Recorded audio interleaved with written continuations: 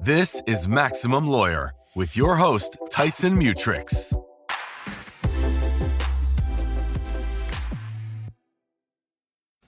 Every law firm, almost every law firm, they hire interns, and most of them, the vast majority, don't turn that into some sort of competitive advantage. And somehow you've been able to do that. You've built a program around it, and it's so strong that it's gotten national attention.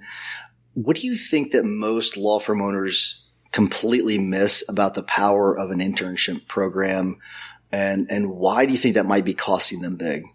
It's kind of a loaded question, but I think it's an important one.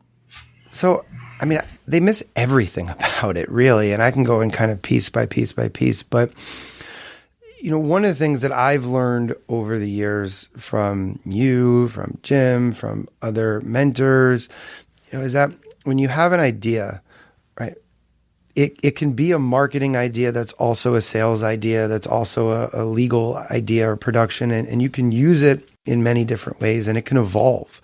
So as we're going to talk about, the Rossen Law Firm's summer criminal justice internship program, it wasn't always like this. And a lot of it was just, 1 year we think of it one way. Then the next year we think of it, hey, how can I make this better? Something like COVID happens, and it's just, well, what can I do now? Right? And so it's really just about having an open mind and being creative, because nobody's ever going to give you permission to do something. And most of us as lawyers, typical thing that I know we all talk about all the time, but most of us are going to have a scarcity or a fixed mindset of the answer is no. So I'm not that smart. I mean, I'm normal, right? I'm no better than anybody else. But this program has evolved and gotten better just from being willing to say, well, screw it. Why can't we do this? Why can't we evolve? And having it and taking time to reflect back and say what was good, what was bad, and how can I be better? And just be a little creative. So, we can kind of go into all that. But I mean, that's the way I would answer that question, Tyson, as a general answer. And then, of course, I can go into specifics as far as how our specific program has evolved and what, we're on probably version 5.0 of the internship now and what that's morphing into. Yeah, I am curious to hear how you got started, because it's something that we are actually working on. We've been working on this for a while, where we've been like building out this curriculum and all that. And it's interesting how big of a thing we've made it, and we've not yet gotten off the ground big time. Like we started with a couple interns last summer that was like part of like more of an official program. And we definitely have plans to start it. So I am curious. You said you're like on the 5th iteration or so. So like, how did you initially begin this thing? Did you start with a curriculum? No, not at all. Not at all. So look, I'm a criminal lawyer. My background's criminal law. And I know, Tyson, you were a criminal lawyer, first, right? Way, way, way back, Yeah. Criminal and PI. And in criminal law, even when I was a prosecutor, before I became a prosecutor, I was a CLI, a certified legal intern. So there was always been that component. And in Florida, even 20 years ago, in your second or third year, when you have the accreditation, you can try cases and be a prosecutor, a public defender, and some other areas of law as well, and actually speak on the record. So I had that background being a CLI, and then even being a baby prosecutor. 6 months in, I got my own intern. And I was like, wow. So I've always had that experience in criminal law. I started my firm at 26 years old in 2008. And very shortly after, maybe the following summer, a friend of a friend was like, hey, I have another friend who needs an internship. Can they intern? Sure. Come on. No problem. And back then, iteration 1 was just hang out, just observe, watch, let's talk, sit in on client meetings, go to court. And it was just kind of a one-on-one type of experience. Now, keep in mind, my firm from 08 to 15 was me and my old partner. We had no staff. So maybe we had 1 or 2 interns every summer from maybe 2009, 2010 till about 2015. So maybe 5 to 8 total. But that's what it was. It was just version 1.0. It was just come hang out. Oh, if you're, is it a college student? Is it a law student? Well, if you're a law student, give you some projects here and there. Just very informal. I wouldn't say disorganized, but it was just more come hang out and let's just see what the day and the weeks bring. And that was it. do you think in the early days that it was actually productive for them to be part of it? Because it doesn't sound like it was very structured, but that doesn't mean it wasn't productive. No, I do think it was productive from the sense of, hey, we're holding the briefcase every day. You know, you get behind the scenes of what it's like in a way to be Better Call Saul or to be the Lincoln lawyer, you know, not very glamorous, it was professional. It wasn't unprofessional, but it certainly wasn't professional, like a professional or prestigious internship. It was just come hang out. And sometimes those are the best because you do get immersed and you do get a lot of that one-on-one attention. And look, you know, Manny Sarahovich, who is the managing partner of the Rossen Law Firm. I was his high school basketball coach and he was an intern. And he, in I think 2009, was the come hang out for the summer. And that's what it was. And, you know, it was great because it was 3 or 4 years after I coached him. He's now hanging out with his former basketball coach for the summer. Well, I think it was the summer before he went to law school.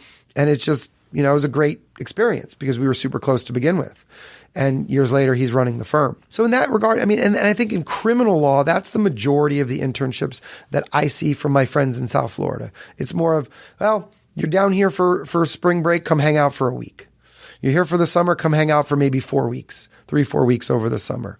And that's usually what I see in my industry. So that was kind of version 1. You mentioned Better Call Saul and Lincoln Lawyer, which I think both of those have really good elements of things that are true in what what you do and what I used to do when it comes to criminal defense. I think that there's some things that are over glamorized. I think there's things that they get wrong, but it's part of having a show and being part of a movie. But when it comes to some of the interns, when they come in, like what their perception of what it's going to be like versus reality, what would you say are some of those that they think it's going to be one thing and it's really another thing?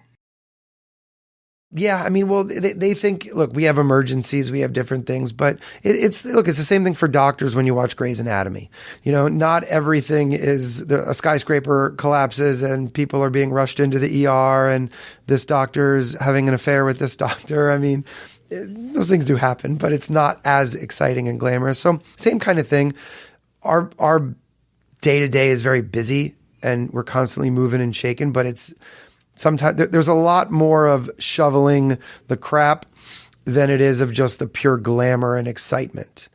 You know, those are kind of fewer and far between. So what I always kind of found interesting about criminal defense, and it's like something that's really challenging, is we had a call, I think 2 days ago from a former client of mine that had been locked up, and I haven't talked to him in probably, I don't know, 7 years or so, but he got locked up on something. And he needed someone to show up yesterday for a bond hearing, you know, and because he just got picked up.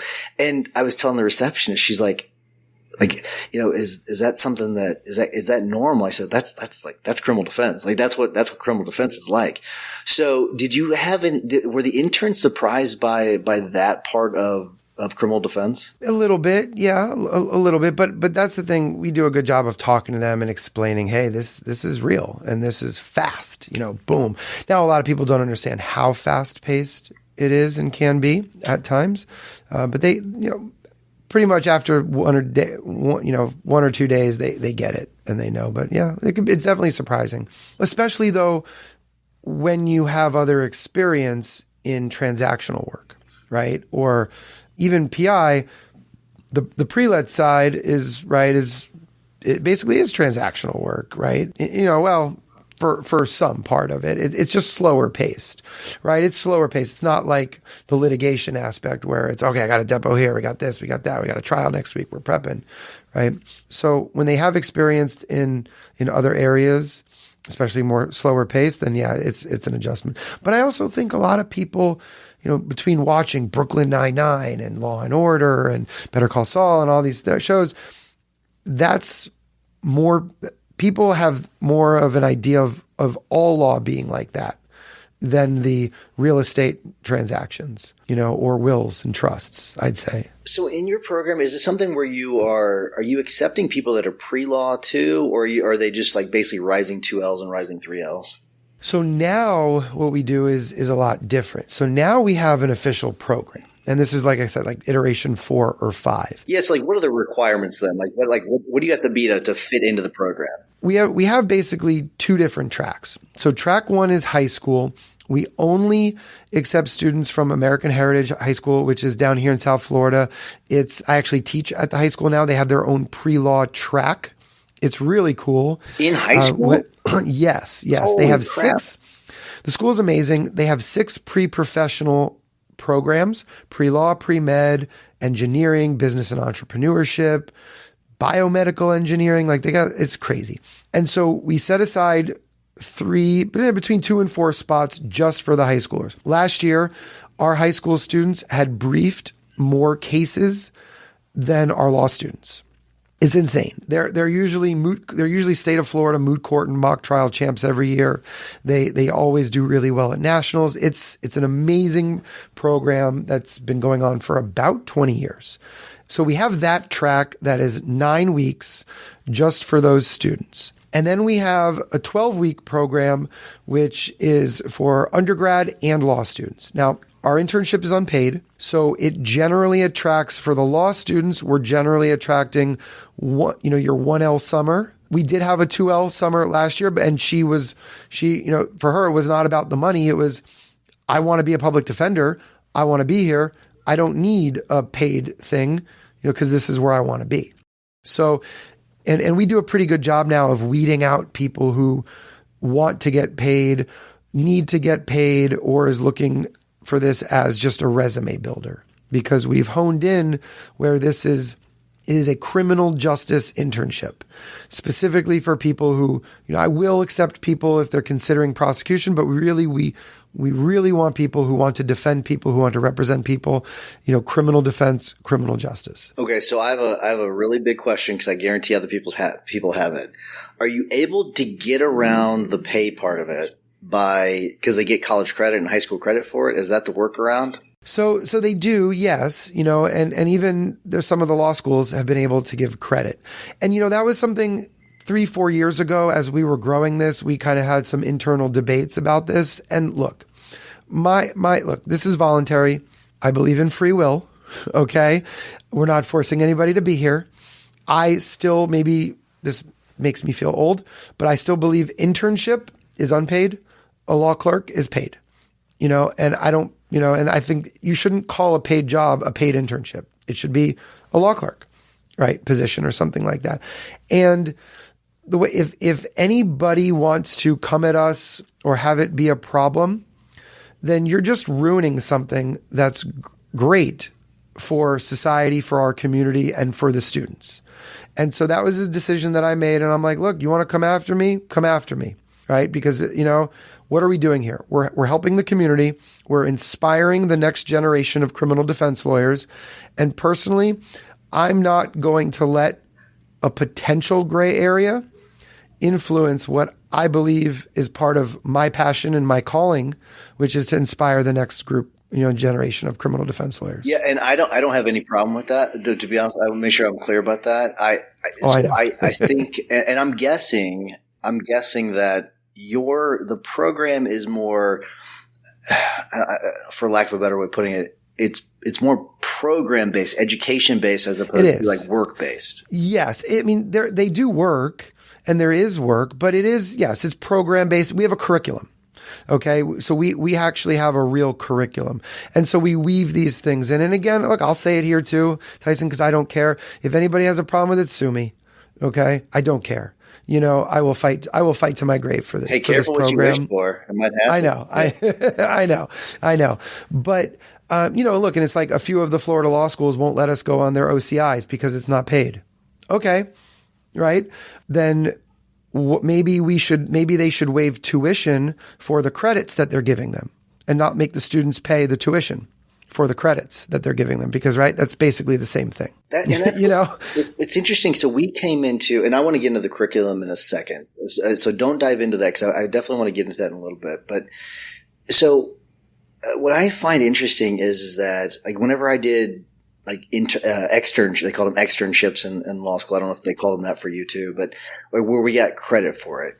but they were limited to like government jobs for the most part. There were a couple that were like not-for-profits that we could do, which I found really interesting, that the government says, oh yeah, we can get this free labor, but they're not willing to do that for private institutions. But what we were able to do so Quincy, one of our second newest attorney, we just hired another one last week, where when she was in law school, what we were able to do, because she was working, like she is a really hard worker. So she actually worked full time through law school, which is incredible. But so what we were able to do is we created a curriculum for her. It was specifically for her so that she could actually get paid and she got credit. So and they actually agreed to it. And to their credit, they actually agreed to it. I'm drawing a blank on the name of the law school, but they agreed to give her credit, which I was like, okay, kudos to you for like not, because they said they'd never done it before. This is the first time they'd ever done it. I was like, kudos to you for actually having an open mind about it. And so I wonder if there is sort of a window now where we can build some sort of curriculum for these universities that will actually get credit for these students. But my question though is why do you think that the government and these not-for-profits have sort of been able to shoehorn in where they're the only ones that they're able to get this credit? Well, I mean, I think it is one of the big hypocrisies of just the legal industry or the institution of law school. I mean, I think their argument is going to be because it's not for profit, it's not for financial gain. And, they're going to say, well, any work that they do helps us for financial gain. But that's not why we do it at all. And it's a tenuous link at best, I think. And that to me would be their argument. But then again, look, we see how much money the government wastes every day. Look what's going on in the country right now, as we're filming this, right? Every day something comes out with more, millions and billions of just wasted money that governments, local, state, and federal, can't manage. So why not have it, with private industry, especially when we're giving, it's not having 15 interns in a sweatshop working, right? Our program it's a curriculum. We have guest speakers, I'll go into all that with you. And it's more about really inspiring the next generation of criminal defense lawyers, and so when done right, I agree with you. It shouldn't be limited to government. But how many times are the government internships and programs actually done right? But they get a blanket approval. So, as you can tell, I'm pretty passionate about it. No, yeah. So it's really kind of funny to me so I guess I'll tell a quick story after I say this thing, and then we'll get into the curriculum stuff, because I'm really curious. I've got lots of questions about that. But so I found it interesting whenever I did my externship, it was at the St. Louis County Prosecutor's Office, which I loved it. It was a great place. Bob McCullough was the head guy over there, but like they did a really good job. Like there's really nice people, but like there wasn't like a curriculum. It was just like I show up and I help work on cases. And here's some files, go. Yeah, go. Pretty much what it was. And so there's something called I think it's Rule 13. I think is what it's called. It's called in Missouri. It's probably similar to what your certified intern or whatever that was called. But I did find it interesting that there was no curriculum. It was just like, look at files, which I thought was cool. I thought it was awesome. It was like, oh, I get to look at these criminal cases. It was neat. But it was funny. The first time I did an internship, and I did it unpaid, and I got a call and an email from Career Services, and they were like, hey, you can't do that, just so you know. And like kind of freaked me out. So I didn't do it. I never did it again. I'm like, oh, I didn't know you had, I didn't know you had to pay people. Like that was yeah, you need to look at this, and this, and sent me all these regulations. I was like, okay, all right, well, got it. No, thanks for letting me know, kind of a thing. So I think it's kind of interesting. Yeah. And look, when I was a CLI, I mean, I got, I was happy to get school credit for it because it, it was much better than sitting in some 3L classes that I was uninterested in. But I didn't, if I got paid, it would have been great, but I didn't care. It had nothing, I wanted the experience. I was like, 100%. Let's go to work. Like, I mean, I tried 5 cases. I tried 5 jury trials before I graduated law school. Oh my! So Rule 13 didn't allow things like that, but it did allow me to do like like preliminary hearings and some things like that, like some really like arguing on motions to suppress. Like I was able to do some fun things like that, which were really cool, but definitely not trials. Wasn't allowed. If I didn't have my CLI experience, I would probably be a personal injury lawyer right now. which could have been great too. But that's the whole reason that I became a prosecutor and ended up working in government service, because I loved it so much and because of the internship. So it was something that inspired me to work there and to be there, and helped me open the door as well. So, I think these internships are amazing. I agree with you. So I never would have felt comfortable. I felt really comfortable in the courtroom for a variety of reasons.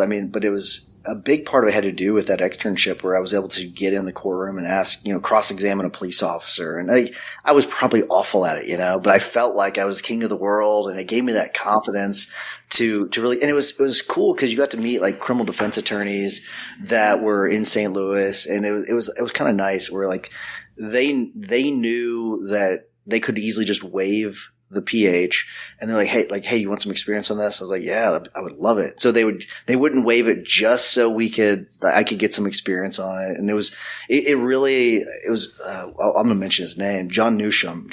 He's a judge now in St. Louis County. He was a really, really well-known DWI attorney and criminal defense attorney in St. Louis. But I remember one time he just like, yeah, he's like, you're going to crush me on this, but if you want some experience, let's do this. And so he was like so nice, and like, it's a good way to get involved with the local bar too. It's such a great experience. So I think it's awesome. Yeah, lawyers, everywhere I've been, lawyers love interns. I always say interns are kind of when you pledge a fraternity or sorority. The whole system, in a way, is set up for the pledges, right? Everybody loves the pledges and gets excited when you have all these things going on. Well, the same thing for us. We love when our interns are there. When we're walking them around the courthouse, the judges love them. They stop court to come up sidebar. Let's talk. Where are you guys from? Other defense attorneys, prosecutors love them. There's so many people that want to give back, and maybe they just don't know how, but whenever they see an opportunity to stop and talk to our interns or any interns, they love it. And it's just such an amazing thing. So I think I've always thought it's kind of like that, like fraternities and sororities in a way.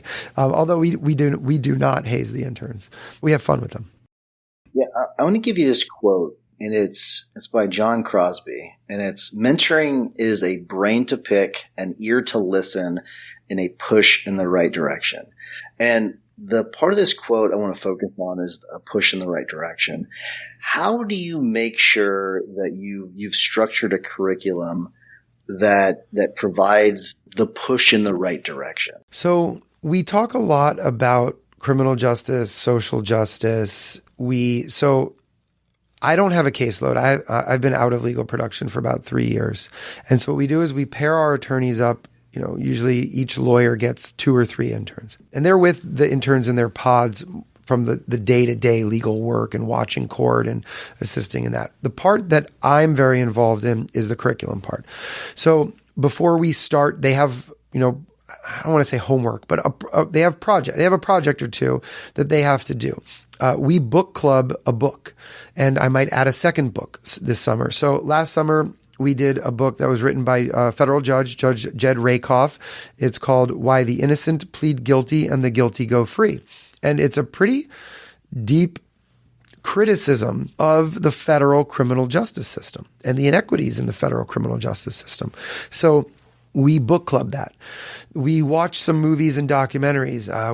Last year, we watched a documentary called Cash for Kids. And it was a scandal about 15, 20 years ago in Pennsylvania. Yeah, they just they just got pardoned, right? Yeah. Or they just got out, right? Of these 2 federal judges that were basically selling kids to private juvenile prisons. And so we have projects with that. We have guest speakers. We have the Innocence Project come. Part of now this new version is we want to expand our reach with some additional statewide and nationwide criminal justice, whether it's bail reform or just prison reform organizations, to tell those stories. Because it's pretty impactful when you're hearing from somebody at the Innocence Project, right, and seeing and meeting somebody who spent 10, 20, 30 years in prison for a crime they did not commit, and they were exonerated. We talk about the cases that they work on with our lawyers. So it's a lot of that as part of the curriculum that's encompassed together. And it's also part of the interview process. It used to be, okay, you want an internship? Cool. You want to go to law school? Amazing. Or you don't know what you want to do? It used to be, hey, spend time with us. You'll be immersed in criminal law. And if you don't like it, that's okay. We've helped you check something off the box. Now it's morphed into, we really want people who have a deep passion and focus for this, and who are not just curious about this, but who are, intent on going deeper in this in their career. So we've, if you think about it, we've niched down in each iteration of it. So I think by attracting people who already have a passion for this, working on the cases, look, we have former clients come talk to them. We have current judges, former judges that are coming in person and over Zoom that have been very open about specific cases. It's a lot easier when you have the former judges who can talk about some cases and stuff. We've brought them to, rehab facilities, and we've focused on drug abuse, mental health issues. So it's just, it's been pretty easy to kind of build that and make sure that our interns feel it every day and immerse themselves in it. And, there's a lot of debriefing, a lot of just philosophical conversations. And last year, our interns had many heated debates. We had some that are pure libertarians, like to the extreme. Government should burn down, right? All drugs should be legal. And then we, and just hearing debates between and other students saying, well, no, I don't agree with that. And letting them, just cultivating a culture of debate and discussion. Are these organized debates, or are you sort of planned it, or are these things that are they're organically developing? Some planned, some organic, some it's just me kind of coming in and dropping a little bomb and seeing how they take it. Yeah. Sometimes it's me just kind of inciting debate and knowing who's going to say what and what they're going to passionately fight about. We get passionate debates about sex crimes and date rapes and all those type of things. And I love it. So are all the interns, are they in person or are they remote as well? So they're in person. So we found for us, it's just the absolute best experience for them to be in person. So it's in person in our Fort Lauderdale, which is our main office. But there's always time for hybrid as needed. Look, our lawyers are hybrid, courts hybrid. So just wherever it is, but it's 80% in person. And the speakers, what about, are they mostly in person? You said some come on via Zoom, but mostly. But yeah, for National Innocence Project, they're coming on Zoom. Last year we had John Fisher's wife, Judge Lisa Fisher. So she's in upstate New York. She wanted to come down to Fort Lauderdale and do it if it coincided with a trip for her. It just didn't. So we had her on Zoom and she was great. I actually just saw her a few weeks ago and she's like, oh, I'll be down here this summer. Let's coordinate so I can come in person. It's amazing. So lots of different things. But yeah, when we can, it's much better to do in person.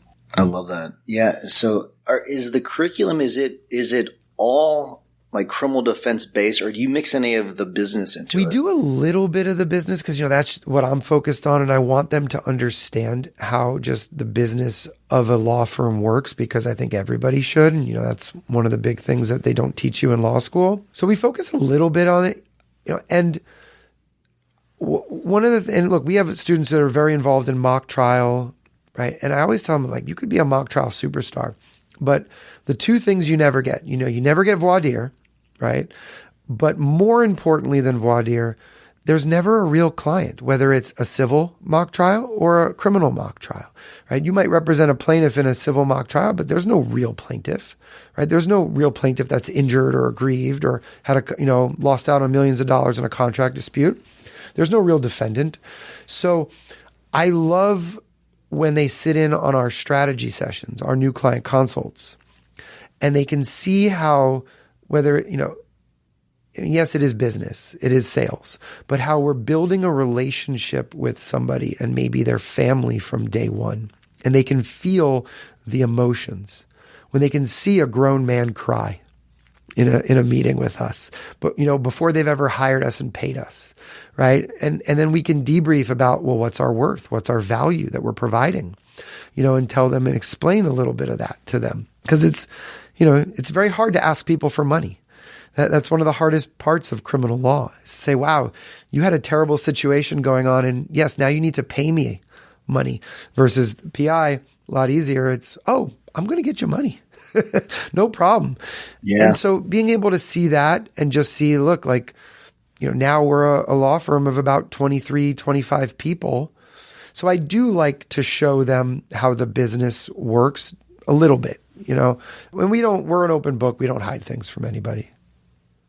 Yeah, so that's one of those the perception versus reality things with injury. Like I had a long conversation with a client yesterday about how it's an immunity case and how even though the government killed his dad, they have immunity. And it's like, you know what I mean? It's one of those things where you have these tough conversations. But I think that's what's so valuable about what you're doing, because you are right. And what I found to be most really impactful to me whenever I first did criminal defense was just realizing that these were, for the most part, everyday people that have made one or two mistakes and they got busted for it. Like this isn't for the most part some lifelong criminal that has been, and there are those types, or like there are the lifelong drug dealers or the people that you can clearly see. I had this federal case once where you could look at the beginning and where he was with the federal case and like it stair-stepped up, right? There are those. But the vast majority of people are people that they messed up. They got a DWI, or they had some prescription drugs because they had some back pain and they borrowed it they got it from a friend and they got popped with it because they got pulled over, and they made the stupid decision of letting the officer search the car. Or look, it's somebody who has an anger problem, but they were the victim of parental, whether it was physical or emotional abuse, and they've never gotten help. Yeah. Right? Especially after COVID. I mean, we are in a major mental health and substance abuse crisis that's always been around, but it's been exacerbated. It was seriously exacerbated from COVID. And, I think it's just getting worse and worse. So when people can really see that and understand that, and on the flip side too, we have a lot of cases where client is charged maybe with, in Florida, we only have three main levels of felonies, really 4. But they're charged with a second-degree felony, max of 15 years in prison. But what they really did was a misdemeanor. Or what they really did was a third-degree felony, max of 5 years. They're just overcharged. And that happens a lot, too, that we see. So that's frustrating. Yeah, and we talk a lot about that, right? And about, what should we do? What should the prosecutors do? This is an imperfect system. It's still, I think, the best system in the world, a lot better than some other countries, but how can we make it better? What should we do? So we do have a lot of those academic or philosophical questions, but I like to also, take those moments of me maybe being the teacher or the professor and us having those debates into, okay, well, now let's look at it real life. And this is Johnny, and this is what Johnny's accused of. And, this is Johnny's family, and, right. And talk about all those different areas, and also be able to say, does it matter if Johnny is factually guilty if the prosecutors can't prove it? Yeah. So there's all these, there's so many dynamics. How do you speak to the family? How do you speak to the client? How do you speak to the prosecutor whenever you're trying to these are all different things. And understanding that the client might be guilty, but they might have told all of their family that they're innocent. And then having to try to, they're trying to work that out in their head. Okay, how do I know I need to plead guilty, but I've made all these commitments to my family about I didn't do this, and that's why they should put this money up. And having those really difficult conversations. So for them to be able to witness that is so invaluable. And to see that a lot of times it transcends beyond the actual legal work. So much of criminal law. It's, no. Yeah, it's not black and white like people think. There's a lot of gray. So I do want to, so people can have an idea as to how you sort of structured. I know you mentioned some of the stuff you do, but is there like some sort of formal curriculum that you built out? Do you have worksheets, and do you have today we're working on con law? Do you have some sort of formal structure like that? So not quite like that. I mean, we do have the curriculum, but it's not. There's no syllabus, so to speak. Yeah. It's we book club at least one book. We have certain documentaries that we watch, debate, discuss. We will have some projects, but some of it is fluid. So a few years ago during, when George Floyd was murdered by Derek Chauvin, the police officer, that was during COVID. And we had 13 virtual interns that summer because it was COVID. And, that was about 2 iterations ago of the internship program. But I thought about it one day and I said, we're going to do a project. I'm just going to surprise them. We're going to do a law school final exam. So I told everybody, I said, next Wednesday, we're blocking off from 1 to 5 p.m. Okay. Block it off. And we show up and I had basically the case file. And this was before the case was even tried. And I gave them the law that he was indicted on, 3rd-degree murder and I think one of the manslaughter counts. I found the autopsy report online and I said, all right, guys, law school exam time. A clarification question. Wasn't the autopsy report, wasn't it excluded? Or was it a lab? There was something that was excluded? I don't remember because this was so early on Gotcha. in the case. Okay, yeah. But yeah, this was, it happened, I think, Memorial Day weekend, and this must have been around, that summer. So it was way before, it was way before the case ever went to court. But I said, all right, I'm going to give you the police reports. I'm going to give you the body camera footage. I'm going to give you the medical examiner's report with the tox reports, whatever public information I can find. And I said, I'm like, you're going to have 4 hours to write me a legal memo, a legal brief on why we're going to win. I picked the hard one. I said, we've been tasked to represent him, and I'm like, all right, the easy one. I didn't want to give them a choice. I didn't want to give them the easy out of he's guilty. And I go, let's do it. And just like law school, I graded them against each other. And I think the best grade was a law student, but grades, the second and third best were high schoolers. And it was incredible. And, it was just something that came about. So I thought about it, planned it. The next summer was, Bill Cosby was, going through his case. So I said, all right, let's take that case and let's turn it into a project. So if there are current events like that, we've done that in the past as, I've left leeway and wiggle room to do that. And yeah, so we've had different projects and different, things going on more from an academic standpoint. And then of course, with the actual casework, our lawyers love to give them stuff and say, hey, write me a memo on this, go through the discovery on this. Let's debate. Let's discuss this. What do you think about this theory of the case? Right. Sit in on these depositions with me. And of course, everybody loves trial. Yeah. So, anytime we're in trial, they're watching trial or a stand your ground hearing. So from the aspect, that's the way that the curriculum, it's a little blended of academic, philosophical, and then also practical. Yeah. With the actual casework. I'm going to, in a second, I want to sort of transition into some of the media attention you've gotten out of it, because there's definitely a marketing element to this. So I don't want to skip out on that. But can you kind of bullet point for us the things that you think are absolutely necessary to make sure that something like this works? So like that it's that it's not only effective for the student, but it's also effective for the firm. So number one, look, attract and repel. Right. Basic tenets of marketing, even, or what we've learned even with hiring, is we go through a rigorous interview process now. It used to be the come hang out, right? I don't like to use the word babysitting, but it was the come hang out. Now it's not. It's, look, this is your commitment. This is your summer. We give people 1 week off and that's it. So there is no, I'm like, look, if you got 4th of July plans, go be a kid, have fun, but you're going to learn. It's an immersive experience. So that's number one, just being upfront with everybody about saying, look, this is difficult. It's hard. How bad do you want it? Because then you're going to get more buy-in, right? You're going to get a greater commitment. So I think that's always first thing. And of course, even in the interview process, explaining, look, this is criminal law. Like, you're going to see things. And every year we have people drop out because they might not, especially with sexual abuse cases. We ask them up front, look, we handle these. Are you going to be okay working on these? Right? Are you going to be, and not just that, but in other avenues as well. That's definitely number one. And then going through and just, talking with them and making sure that they're committed and they know, right, that it's hard work, but it's exciting. It's interesting. We make it fun. I'm involved all the time, and we get good kids. You attract and repel.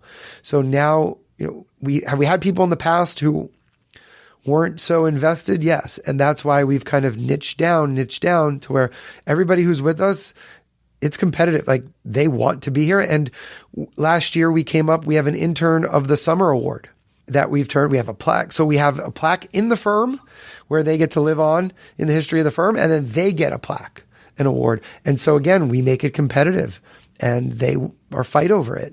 They want it. So that's helped. That's awesome. That's a really good idea. Have you ever had to fire an intern?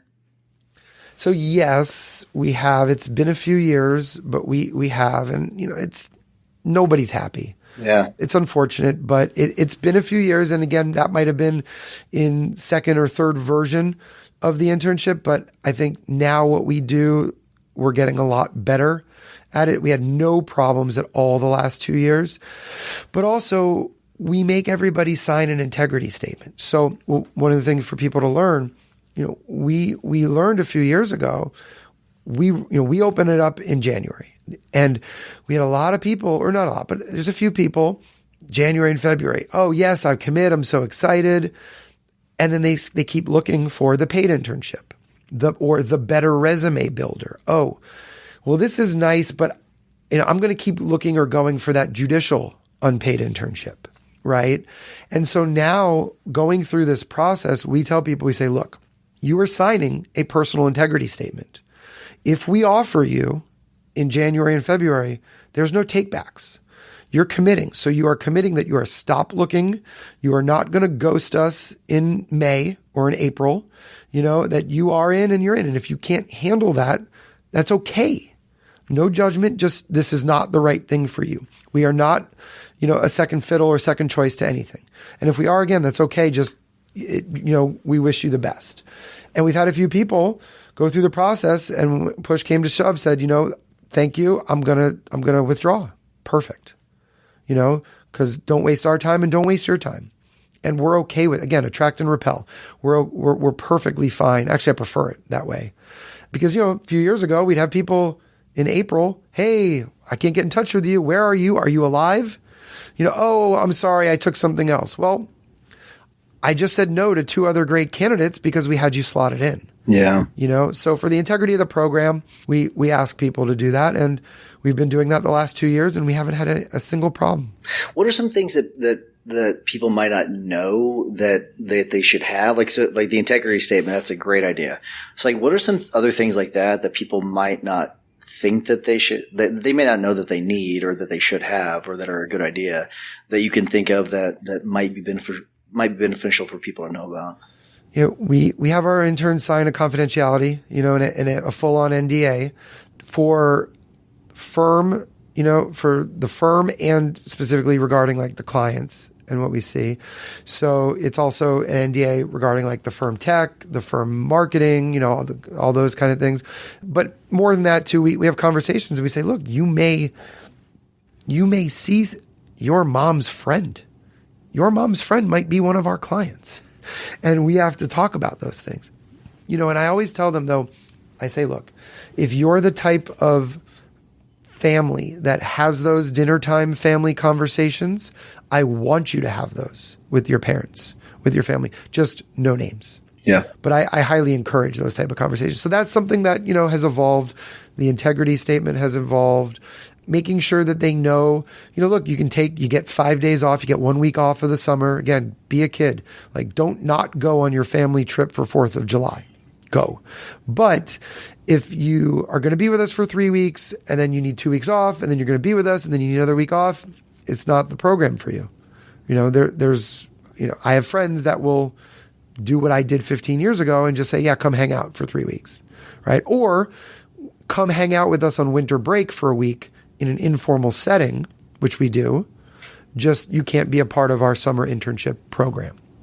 So in a way, like, school is somewhat gamified, where like you get a score, right? You get a grade. And do you have any way of having that accountability built in for these interns? I'd imagine if it would be kind of tough because they don't get paid, but do you have anything like that built in where it's either gamified or they get some sort of grade or they get reviewed, anything like that? Well, we did that last year with the award, but that's a good idea, Tyson, because, look, it was pretty apparent who our top 2 or 3 were. All our interns were fantastic last summer, and most of the summers they all are. But it was pretty apparent who would win, who was in the running. So I think that's a good way when you have, 8 to 10 of them like we do every summer, to make sure that interns 6, 7, 8, 9, 10 are still very engaged. So we don't, but now I have a new thing to add to it, or to think about. Any correlation between like GPA and how well they do in the program? No, I mean GPA and writing ability, yes. Look, we can't teach writing. I'm not a good. I'm an okay writer as a person, but I've never been a great legal writer, especially compared to lawyers. Yeah. And we have some, especially the ones with the higher GPAs, and that are brilliant. And so some of those lawyers are like, oh, well, can you help me on this? Can you do some of the writing? Others, gravitate more towards the trial prep. So we kind of let them do what they like and what they don't like, and steer away from some of the things that they don't like. So we have seen that, yes. But at the same time, some of our best interns have been the ones, especially in criminal law, the scrappier ones who hustle harder, who maybe don't have so much of the raw, pure intelligence. And it's funny, I was telling my wife yesterday, I was like, and my wife's a prosecutor in Palm Beach.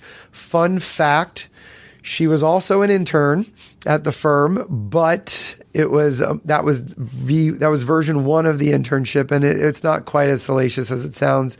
She was in law school. She's 9 years younger than me, and our grandparents are best friends, or were, they were best friends, and they kind of put us. It started off as a hey, internship, but then it quickly became a little, Jewish. It's called a shidduch, and they kind of become the matchmakers. But yes, my wife is a former intern, and for a few years after, she did not let me have interns. But we've. That's funny. So you had an arranged marriage, and you also married one of your interns. Got it. Yes, pretty much. Pretty much. We give them kind of freedom on that. Oh, but what I was telling her yesterday was, I said, look, like, we want GPAs, we want good schools, but that's not like, I want more than anything. I want people that want it. Yeah. I'd rather take somebody from a 4th tier law school who's on academic probation, and this is what they want so bad, than somebody, who's at an Ivy League school and just looking at this as a stepping stone or just something to put on their resume. Yeah, I'll almost always take passion over GPA. I mean, there's exceptions to that, obviously, but so what I want to do, I want to show people that are watching this on YouTube and that listening, you can hear it, but I'm going to play your promo video, and that way people can get an idea about. I think it's a cool idea. I think it's a really good idea that you're doing with this. So let's show the people that, and then I'll ask you some questions after it. Okay. So I'm going to kind of interject in between some of these. What I think is really cool is like a lot of them have like the RLF. They got the polos on. And the branding. Yeah, the branding. You got the branding, but you got like a bunch of pictures in the courtroom, which is awesome. So you got those experiences mixed in. And one of the previous pictures is with a federal judge. That's Judge Roy Altman. He was, I think, the 2nd youngest federal district judge ever. I think he was like 36 when he was appointed. I mean, he is an absolute star. I would not be surprised if he is even in the Supreme Court, on the Supreme Court one day. Wow. And being able to sit there in his courtroom was an amazing, it's not just state court, it's federal as well. That's awesome. Really cool. Tyson, can you pause for a second there? So for anybody who's watching this on YouTube, and even if you're just listening to the podcast, that last picture had Seth Levitt, who is the executive director of the Jason Taylor Foundation. So Jason Taylor is a NFL Hall of Famer, Dolphins player. This one right here? And yes. And Jason Taylor started his own foundation to give back to South Florida community. And so our interns, I even brought in Seth to speak when we talk about the community piece of how our firm works with organizations like the Jason Taylor Foundation, whether we're judging a poetry contest, for inner city at-risk youth, or, for example, we've been partnering with In Jacob's Shoes for the last 8 years, which now I'm on the board of directors for. It's a local charity. We donate pairs of shoes to children at need all through South Florida. And actually, for every referral that we get, this is the interplay of the marketing piece as well. For every referral that we get, we donate a pair of shoes through In Jacob's Shoes. So since 2017, we've donated over 1,000 pairs of shoes to our local community. And all that was just me looking, thinking about how can we have an impact? How can we gamify it? How can we make it fun? How can we combine doing good, with marketing, right? And so it's not just law. It's basically everything that the firm stands for, and it's showing them that. So even that's Seth, and he's the executive director of the Jason Taylor Foundation. That's really cool. So instead of me playing this for everybody, anything else on this video you want me to play? No, I mean, it's basically we shot it last summer. We had all of our interns from last summer. We had them talk and interplayed some things, and and again, that was something that even last summer. And look, it's iterations. So for any lawyers listening to this, you can do this, and it doesn't have to be this from day one. It wasn't this. This is 15 years in the making. Really though, the last 5 years. And so last summer I was just like, oh, we have the interns, we have our studio in the office. Let's just get some content from them. Let's get some, testimonials. And then I was thinking about it. I said, no, after it was all shot, I said, we need to turn this into a full-on promo video. And we spent a lot of time and effort in December compiling everything. And I'm like, this is the vision that I have for it. And that video went through about 10 different revisions and things. And so now we have that official promo video, not just random clips of testimonials. Did you do the video in-house, or did you hire someone to do it? We did that in-house. Nice. I mean, you'll do it. I mean, it's very, very professional. For those of you that are just listening, I highly recommend that you check it out on YouTube. It's really good. And if you're okay with it, we'll put it in the show notes. We'll put a link to it in the show notes. Oh, please do. Yeah. Yeah. And please do. And we're actually, we revamped our webpage. So the URL for the internship is criminaldefenseinternships.com. And it's going to, we have that now, and, we're even whole rebranding of things, because our internship page before, the branding of it too was more of the come hang out type of thing. And so for the last year or two, I was like, this is not showing what we've evolved to. So anybody can go to I got to make sure I have it right. criminaldefenseinternships.com. And of course that will forward to the website link, to the actual web page. But you can see, and it's rebranded. It's a lot more professional. We have the video on there, and yeah, I mean, people can see it, but again, anybody can do this. It doesn't have to be criminal law, but as we've niched down, we're able to market it better. We're able to get better quality interns and being able to come here and talk to you about this as it actually being a thing, instead of it just, we got like 4 interns hanging out every summer. It's cool. It's fun. It's our way to give back. I'm kind of laughing because we got to make sure you got the URL right. Cause I had, right. we had this yes. local initiative. It was probably 10 years ago, but it required us to, we were trying to target, college students at Mizzou, and we printed out thousands of these, like it was on cardstock. Like we had them made and all that kind of stuff. It would look almost like it's like the size of a brochure, but it was just like just a one sheet of paper, and it had the wrong URL on it. It was, I thought, and I can't remember. It was like something like what'smycasevalue.com or something like that. We owned one of them was like that. And it was the wrong one. And so we just had to throw them all away. It was like, that's why. So make sure you got Well, it's so much easier with the QR codes now. And we do that now for our printed stuff. Yeah. I was also, I think it was last week. I'm like, man, I'm going to be talking to Tyson, and we can't just slap a QR code. I'm like, guys, we need to get an actual forwarding, a vanity URL to forward it to. I'm like, what are we coming up with? Smart idea. No, this was our conversation last week. That's very That's good. That's why I don't have it memorized yet. You got to whip together. That's good. Yeah, I'm looking. It's criminaldefenseinternships.com. All right, so I want to get into the reason why I played that video is I wanted to get an idea as to how did the program start to get media attention? So it was deliberate. Okay, I was hoping you'd say that. So good. Right. It was. So, again, over especially the last year and a half. So look, this has always been my baby, but I let 2 of our really great former employees kind of take it over for me. And they did such a good job, and they helped elevate it and do some things a few years ago that I just didn't have the capacity. And then both of them moved on. One of them, is I think now she's going to be a 3L at Harvard Law. And she helped us really elevate it into maybe version 3.0. And but she left. And then the year after, our firm administrator handled it, and our firm admin did a great job, but then she left. And I was like, last summer I was like, I'm taking this back over. This is my passion. I need to be in charge of this. So I took it back, and I'm like, I'm never going to let it go. And after doing that again, getting back in, I was like, okay, what else? How can we elevate it again? And how can we use this as something that no other criminal defense firm can do, right? Or currently is in a position to do. And I was like, we can start getting some media attention and, again, niche it down more to real criminal justice, criminal defense. And then we can start partnering more with different, statewide and nationwide orgs, like the Florida Innocence Project, like the National Innocence Project. And, we have a bunch of others that we're really working hard to and building it into a bit of a cycle where in the off season, right? They're with us 12, 13 weeks. I mean, that's a quarter of the year, but in the off season, then it's, making sure that we build the firm's name, right? Because we want to build our, influence, our brand now. We've grown past the purely direct response phase of our marketing. We're a multi-million-dollar law firm. We're not at 8 figures yet, but we're trying to get there.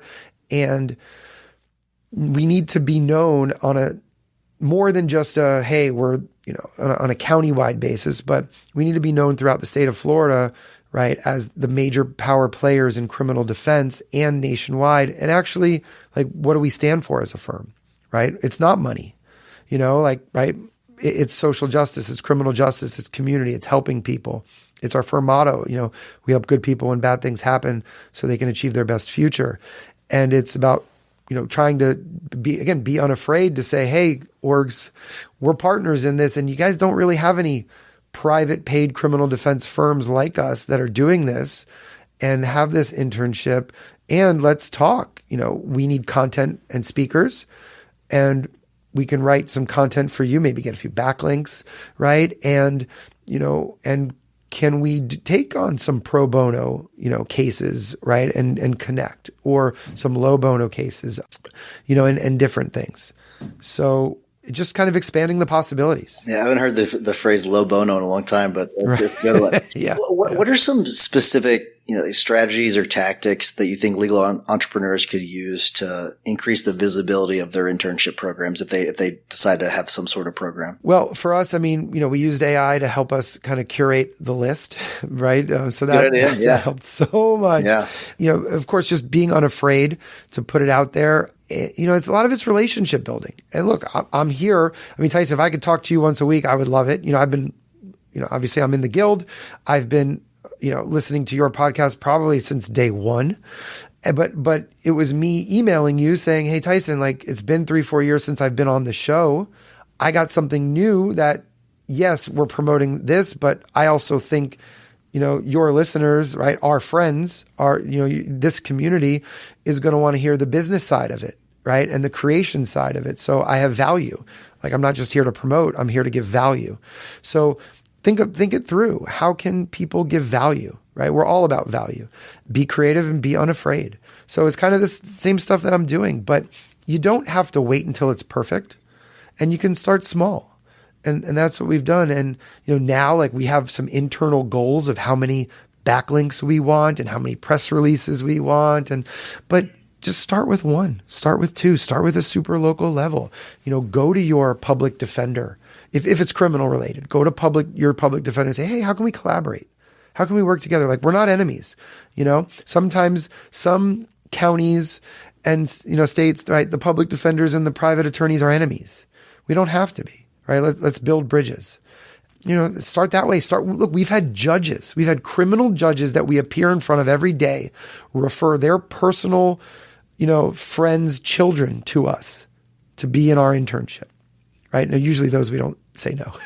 They usually get fast tracked. Yeah. But right. I mean, amazing. Right. But that's amazing when we talk about relationships.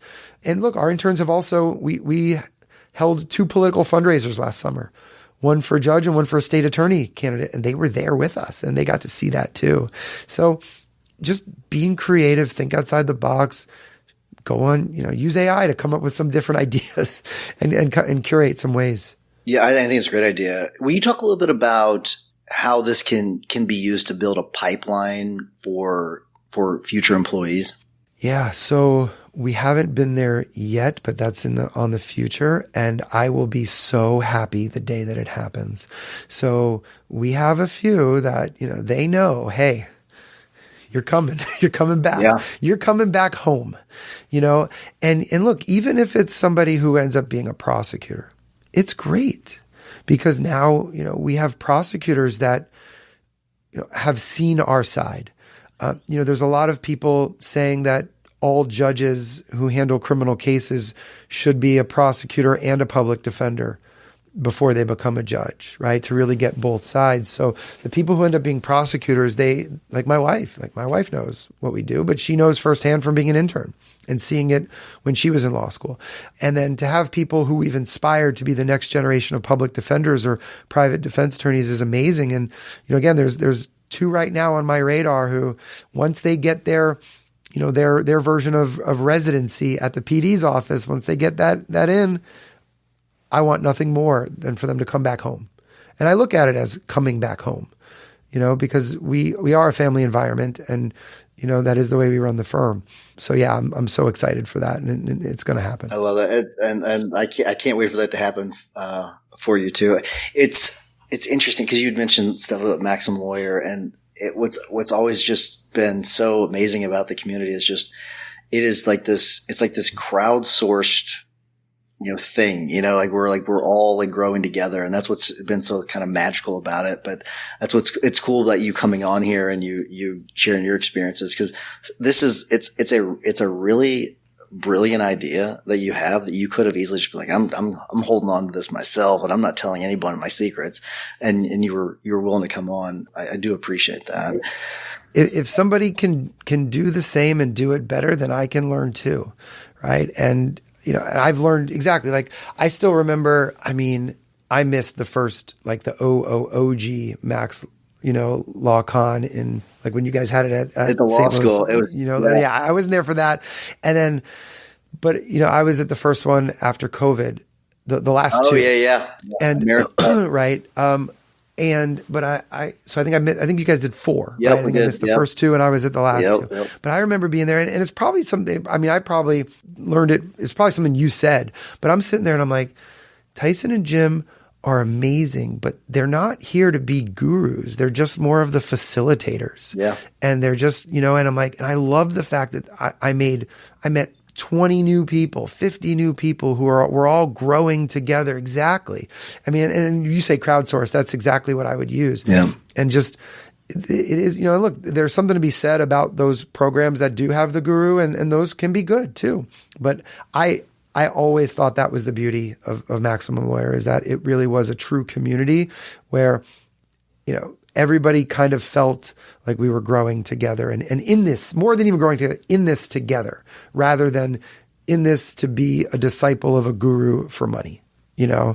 If I've learned anything in Maximum Lawyer, cause I've had the very unique ability to be able to talk to a lot of different people.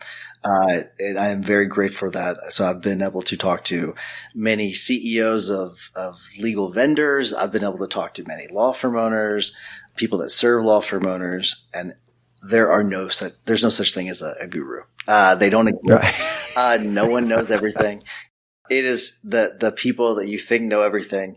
They're crying in their pillow just like everybody else is, and maybe not literally, but they're having their bad days too.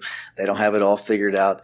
That's been one of the most eye-opening things to me is just it's not that. So on the whole theme of lessons though, what are some lessons that you've taken away from starting, building, continuing to run and improve these internship programs? What are some key lessons that you could pass on to other legal entrepreneurs so they can thrive in their internships? Well, I guess probably a lot of things that I didn't do, which is it is best to have a plan at first and to at least, think about what you want to accomplish out of it, because for years it was just come hang out. But if you don't, that's okay. Realizing that it doesn't have to be perfect, but if you want it to get better and better, and you want to do something elite, and I always say, like, I want to be the best. I always want to grow. So there's nothing that we try to half-ass in the firm or make, mediocre or status quo. We always want to be better. But if you have that mindset and have that attitude, then have some time for self-reflection about it. And, when it's over, think it through and say, okay, well, what can I do better? Is this a year round? Is this next year? Is this do I want this to be just come hang out? And that might be okay for that moment in time. And then you might come to a point where you say, no, okay, I want this to be better. And, think it through. Ask the interns, hey, now we survey them at the end. And we haven't gone, I briefly reviewed last year's surveys, but probably in March, my team is going to spend time going through the surveys from last year and saying, okay, what are we changing? What are we adding? What are we going to take away?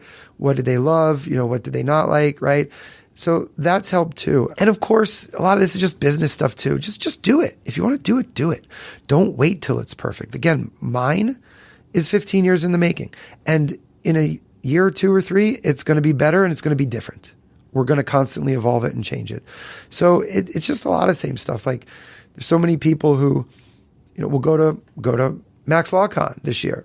They'll have 30 different ideas and they'll have, paralysis, and they won't do anything.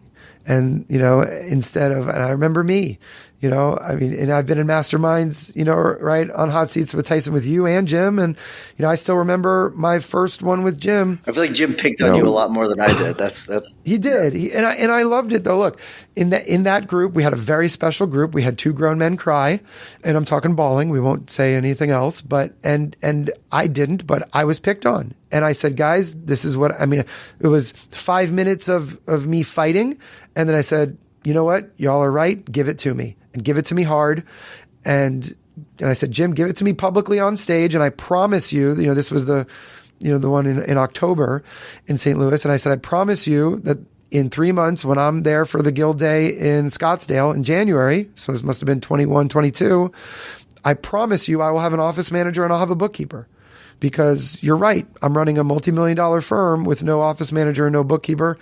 I'm a moron. And it's not that I'm dumb. I needed somebody to put me in check and to say, whoa, like, you're smart in some ways and you're dumb in other ways. And it was great. And I for that 90 days, it was all about, there's no way I'm showing up in Scottsdale, Arizona without an office manager and a bookkeeper. And, and I did, and I was so proud of it.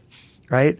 And that's great. And so you need those things sometimes. So a lot of it is just the basic stuff. Like, there is no secret sauce. No, there really isn't. There's lots of different ways of doing things. That's for sure. It is interesting. When you're in a group that's like that small with these masterminds, the last thing you want to do is to show up to the next mastermind or see those people that you've committed to taking some action on and then saying, I didn't do it. Like, you just don't. Like, it's because it's such a painful thing. But so I've got one last question for you. Before I get to it though, tell people again, and this is more for I think the interns, what's the deadline to apply? How do they apply, and what are you looking for in an intern? So number one thing we're looking for is passion for criminal defense, for representing others. Okay, that is the absolute number one thing. Passion, dedication, hard work. It's just like Charlotte said, Charlotte spent the entire summer after her senior year of high school. So for you, those of you who watched the video, she's now a freshman at Duke undergrad. And she spent 12 weeks with us when she could have been partying and enjoying her last her last summer before college. And she said, blue collar work ethic, white collar skill and ability. And that's something that I learned at a very young age, and when I saw, because I wasn't in the room when they filmed it, when I saw that clip at first, I was just like, oh my God, like that speaks to me, because that is something I tell everybody. So that's the number one thing we look for, is how bad do you want this, right? And if you don't, that's okay. There's something better for you somewhere else. That's number one. You can go to criminaldefenseinternships.com. It has that video. It has our webpage. It has all the information. But basically, it's, we need transcripts, cover letter, And a customized cover letter. I care most about the cover letter, really. That's really to me. And it's so funny because these days, Tyson, I don't know what people, who's teaching people what to write in cover letters, but oh my God, what I want to see, tell me your story, tell me why you want to be here, and tell me what you're going to bring to us. I don't necessarily care about so much about like all of your skills and abilities. I want to know, why do you want to be here? Why is this your passion? And why should I choose you? And why, over everybody else? So I don't know who's teaching these people to write cover letters, because I think they're horrific. The writing has been shocking. Like, it is looking at a resume and a cover letter that looks like it was sent via text message is just astonishing. I'm going to give a bonus tip to people. This isn't from you, so maybe if this is what you're looking for, then just tell them not to listen to it. But what I find to be the most effective is, if you do think you have a skill set that would apply to Adam's firm, talk about how your skill set is going to benefit the firm. Million percent. Yeah. 100%. It's just like, it's a little pro tip. All right. Last question. Yeah. Well, hold on. So it's cover letter, resume, transcript, and writing sample. So those 4, but 3 of them are just to make sure that you're real, but really I care. And I read every single cover letter. Love it. I'm glad you finished that, because I didn't want to, they might be like left with a cliffhanger. The deadline is April 1st, but we do it on a rolling basis. We're doing OCIs. We're doing group interviews now already, and we're filming this in February. So, by the time this airs, if you hear this, you got to get on it right away. Yeah. The air date's April 8th. So what I'm going to ask Becca I'm going to ask Becca to move this up because of that. Okay. And so hopefully thank you, Becca. Yes. I'll see, if can make sure we can make that happen. So I'll do that. But so last question, and I want to start with a quote. It's by Carl. Is it Jung or Jung? I don't know how you say it, but Carl Jung. I thought it was, but it's with a J. So, who looks outside dreams? Who looks inside awakens? So, who looks outside dreams? Who looks inside awakens? So, I want you to think about how the internship has evolved, and what have you learned about yourself as a leader and as the firm culture overall? I've learned so much. I mean, that could be an hour. I'll do my best. I think that's been one of the most amazing parts of my journey. Look, I have a background in leadership I was a high school basketball coach for 10 years, but so what? That, 2021 was my hardest year as a person and as a business. That was the year the firm tripled in revenue and went from 6 to 13 employees, 2021. And that was the year, when we didn't have an office manager, when we didn't have, a bookkeeper, it was October 2021 when I went up and was so stressed. And it was, my bottom line, I made the most money ever that I've ever made that year. And I was the unhappiest I've ever been. And I should have been so happy because we're having this massive growth. The firm tripled in revenue, but I couldn't handle the stress. I wanted everything to be perfect, and it wasn't, and through masterminds, which a lot of times masterminds it's just business group therapy, right? Again, that's what it is. And I learned but also being willing to be vulnerable and listen to people and go, yeah, I think you're right. I need to change this about myself, or I need to do this. And also look, 2021 was the year that we started on EOS. And by being able to have real core values, we are so much of a better firm and have such a great culture now. And look, our culture is not easy, but our culture is fantastic for the people that fit. It's blue collar work ethic, white collar skill and ability. We work our ass off, but it's when it's passion based, it becomes fun. We had our quarterly state of the firm 2 weeks ago, and everybody was so into it. And my firm is not an easy place to work, but when you know yourself, when you have core values, and you can attract and repel. Look, we just hired somebody yesterday, and I don't do much of the hiring anymore, which is great. But when I come in, I want to come in and give people, what we call the talk. And I say, look, our firm is so amazing in this ways, and our firm can be so terrible in these ways, or to these, type of people. And again, no judgment, but I tell people, I'm like, and we do a paid in office workday for all positions, at least one. And I'm like, if it's anything less than as you're driving home to your, whoever, you're doing a dance in the car, you're calling them and saying, hell yeah, this was amazing. If it's anything less than that, if we offer you, please decline, because you're not going to last 90 days and you're not going to be happy. And I want an environment where everybody is happy with blue collar work ethic, white collar skill and ability. So we've gotten very good at that, about telling people all the ways that the wrong person will be unhappy and being unapologetic about that. And that doesn't start unless you know yourself, the firm, the culture. And that came from a lot of mistakes, a lot of stress, and a lot of, just like, whoa, right? And just being deliberate and intentional through masterminds, coaches, mentors, business programs like EOS. So I think what you said is 1,000,000% spot on. But look, and it's about saying to yourself, am I vulnerable enough and emotionally intelligent enough to be introspective about that? Look, Bill Umansky in Orlando is one of my great friends that I met actually through Max Law, and he is one of the most introspective, vulnerable, authentic people I know. And it's just such a breath of fresh air. Yeah.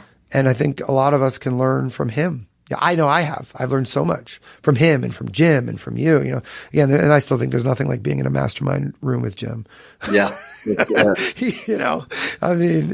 Tyson, you're great, but Jim is just different. He just does. It's different. He takes an emotional level to it that he applies to, which is he definitely is very introspective. That's for sure. Right. You're going to be in tears in a good way. Yeah. Right. So yeah, you have to be vulnerable and you have to think about it, and remove those barriers if you want to grow. Love it. Thanks, Adam. Appreciate it. Tyson, thank you so much.